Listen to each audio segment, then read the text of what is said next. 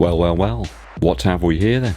A Swedish shoe from CRAFT. No, not the people that make the cheese, the one that make the sportswear. This one is very much its own shoe. An initial look today at the CRAFT CTM ULTRA.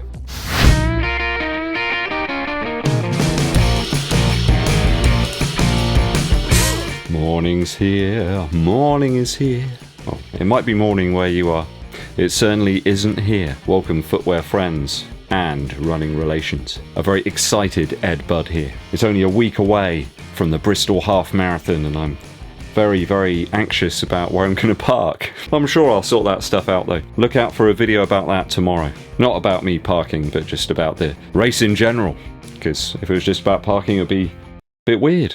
Kind of interesting and innovative, but weird. If you're a new visitor to the channel or a regular viewer, make sure you hit that subscribe button and click the bell below for notifications of when I launch those new videos for you. And it really helps the channel out a huge amount, a beastly amount, if you give this video a thumbs up like and share it with your running buddies.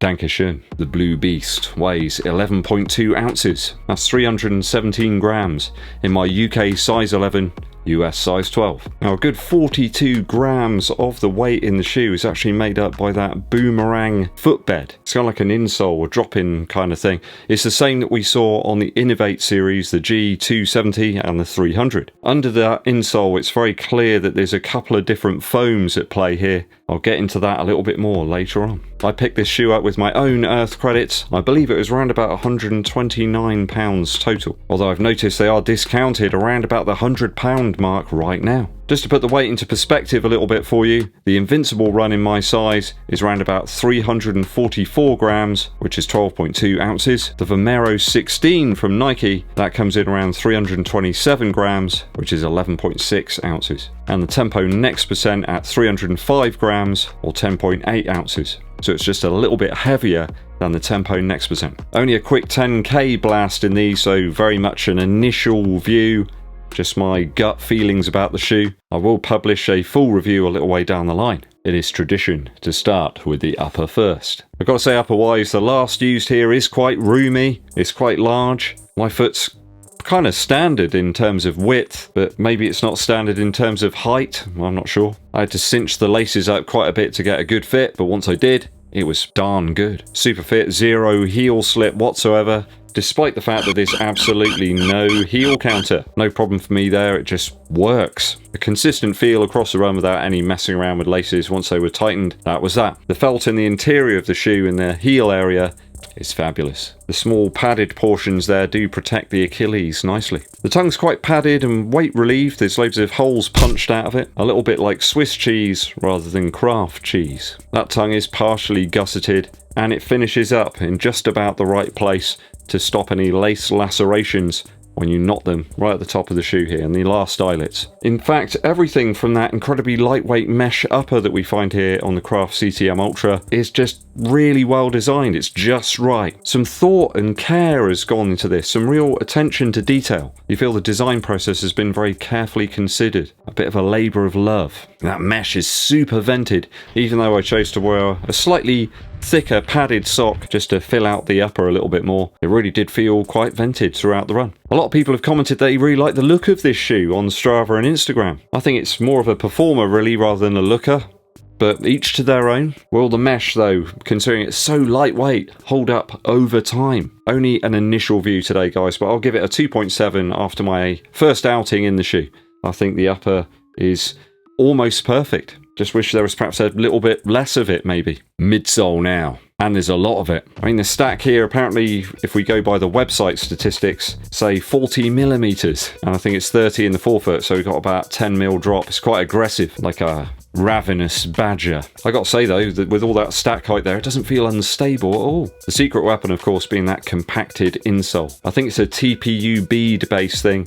Looks a little bit like Boost, I suppose. We've seen their use of those in the G270 and the G300 from Innovate. You can buy them on their website, in fact. Drop them into any shoe and that really does improve the actual energy return you get back. They really are wondrous. I think they've got them back in stock again in a range of sizes as well. Sticking that on top of a PEBAX foam insert within the midsole foam, you're onto a winner. It's CRAFT Volt foam around that PEBAX center core. It provides a really smooth ride, guys. Apparently that TPU footbed gives about 40% extra energy return. It's real rebound actually. You feel your foot sort of flying back up from it. Takes a little bit of getting used to, I suppose, but I am used to it from the Innovate shoes. So adding all of those three things together, the more durable EVA kind of carrier, the PEBAX core, and that TPU footbed, you've got a real magic mixture here. You certainly can't really judge the book by the cover.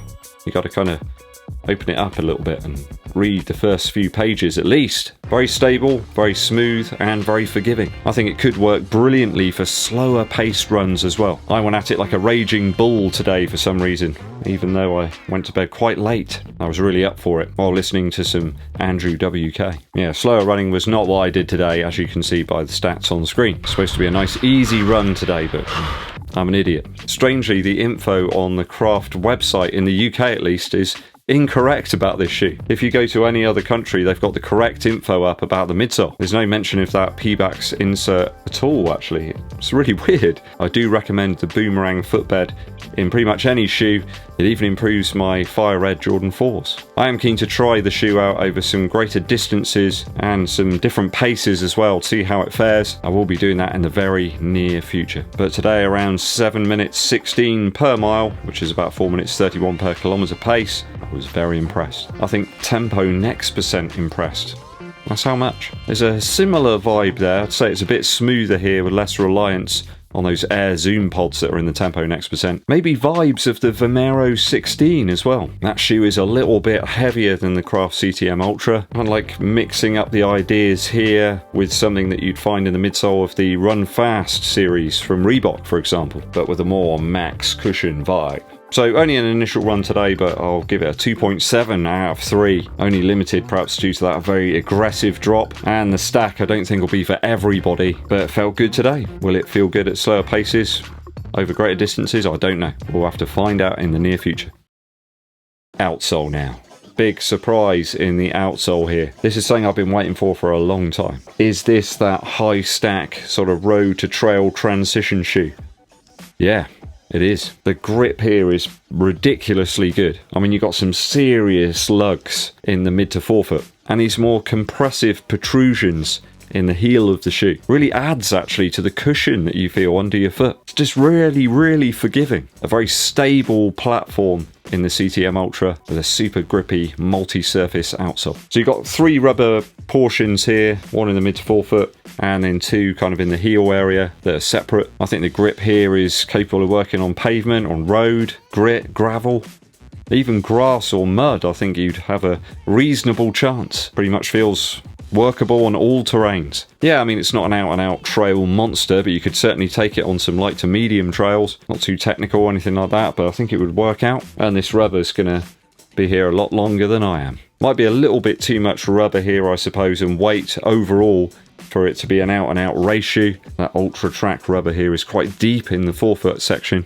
Could be a good choice for like a multi-terrain park run, or if you're doing some type of ultra event, I suppose, where you need stacks and stacks of cushion, but you also need the grip there as well if you're going over different terrains and surfaces. So a shoe here really with a varied bunch of use cases and potential scenarios. Vicious bite in the forefoot with those triangular lugs. Can't really fault this one for its intended purpose. Really is quite majestic. Hard to think of anything really as tough or grippy as this one that I've utilised over the last couple of years. I'll give it a 3 out of 3 on my initial run. Value now. So retails about 129 Earth credits on this one, which I think is very reasonable. But I think it's probably a shoe for some and not others. Not everyone's going to want the huge amount of cushion and stack here in the midsole. I mean, if that's something you want, plus some stability in there as well, then it's here for you. This isn't squashy and unstable like you get in the Alpha Fly, for example. There's really good stability to the shoe. I didn't really find the stack all that noticeable, really. I'm quite a tall gentleman. There's massive energy return from that mixture of foams and technologies that CRAFT have built into this one. I don't think it's really out of reach either as a daily shoe. I mean, would I want to use this or the Nova Blast 2? I think I'd probably choose this every time. It's just vastly more stable with a similar kind of cushioned feel. Doesn't feel like it's collapsing under my foot at all. I think as well, if you did a lot of running on grass maybe, this shoe could really work very well for you. People do that a lot in the UK. I notice people are running on local recreation grounds or fields and things that I have access to that are nearby. As such, I'm going to give this a 2.8 out of 3 for value after my initial run. I don't see the rubber wearing down anytime soon, and the shoe's just a real quality item. It feels like some care has been put into it. Doesn't feel like it's been fired off some production line really quickly. More miles and comparisons with this shoe against some of the others in my collection very soon. So if I totaled the scores up correctly there, an 11.2 out of 12. That's a big score and not what I was expecting at all. Perhaps only lowered a little bit by the weight, but there's a superb design ethic here and at a great price, and even the box is quality as well. Have you tested this one out, guys? Perhaps it wasn't even on your radar. You know, I like to test things out. You know, I like to challenge myself, and I've got to be honest, I'm really glad I picked this one up now. Time for a musical interlude. Hey cats, a very warm EDDBUD here. I thought I'd do the musical interlude outdoors today. I've just been listening to the new Andrew WK album. Now, I heard the initial tracks that they released on this album. I wasn't all that keen on it.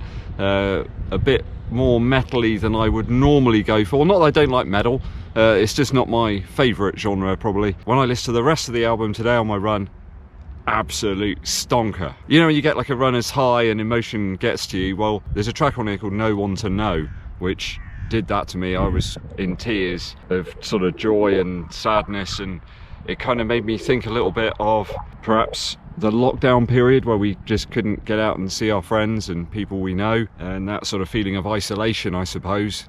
But the backing and the lyrics just brilliant, and stay true to your heart as well. What a tune. First time I heard it, it's absolutely blown me away. As running music, if you want something to really sort of boost and amplify the endorphins, I suppose, this one is gonna really do the trick. There's some pummeling tracks on here as well, really hard, nasty, abrasive guitars, and the drums are just solid and punchy pretty much all the way through. There's a couple of little strange tunes Andrew throws in there, little interludes I suppose, which are really interesting. Lots of strings in those. So first release from Andrew WK, I think it's probably about 3 years. It's called God is Partying. Entirely sure what that means, whether he's going down a route sort of like Kanye West with Donda recently. But Andrew seems to talk about religion and things like they can be a good thing and a bad thing, I suppose, sometimes. He's looking at both sides of the coin. But that beautiful piano on No One to Know is just wonderful. It really is. So gentle, so subtle as well, and this icy reverb on there. There's loads of wonderful tracks on here. Go and check it out. God is Partying by Andrew WK. Thanks for tuning in, guys, and sticking with me to the very end of the video. It's always appreciated. Don't forget you can go and follow me on Instagram. I'm always posting up strange images of shoes or various other things I've been up to. And come and follow me on Strava as well, so you can plot the journey of some of these shoes as I test them out. If you haven't done so already, guys, help the channel out by clicking the subscribe button and also the bell below for notifications when I launch those new videos for you. Helps the channel out a mammoth amount too. If you give this video a thumbs up like, but also share it with your running buddies. My name's EDDBUD, and I'll be seeing you